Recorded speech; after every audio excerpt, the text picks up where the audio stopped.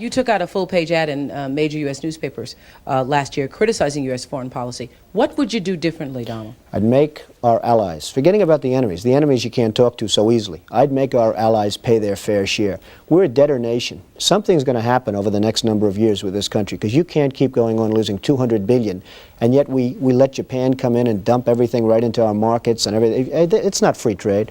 If you ever go to Japan right now and try to sell something, forget about it, Oprah. Just forget about it. It's almost impossible. They don't have laws against it. They just make it impossible.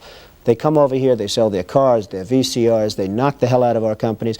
And hey, I have tremendous respect for the Japanese people. I mean, you can respect somebody that's beating the hell out of you, but they are beating the hell out of this country. Kuwait, they live like kings. The poorest person in Kuwait, they live like kings. And yet they're not paying. We make it possible for them to sell their oil. Why aren't they paying us 25% of what they're making? It's a joke. This sounds like political presidential talk to me, and I know people have talked to you about whether or not you want to run. Would you ever?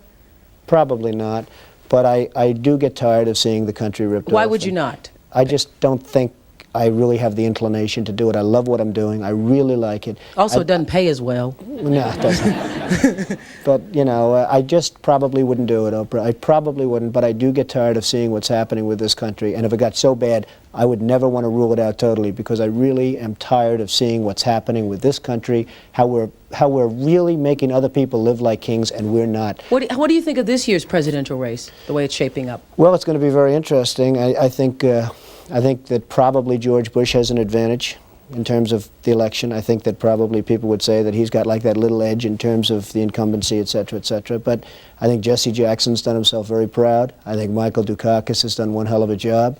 And George Bush has done a hell of a job. You know, they all went in there sort of as semi-underdogs, including George Bush, and they've all come out. I think people that are around all three of those candidates can be very proud of the jobs they've done. You've said, though, that if you did run for president, you believe you'd win.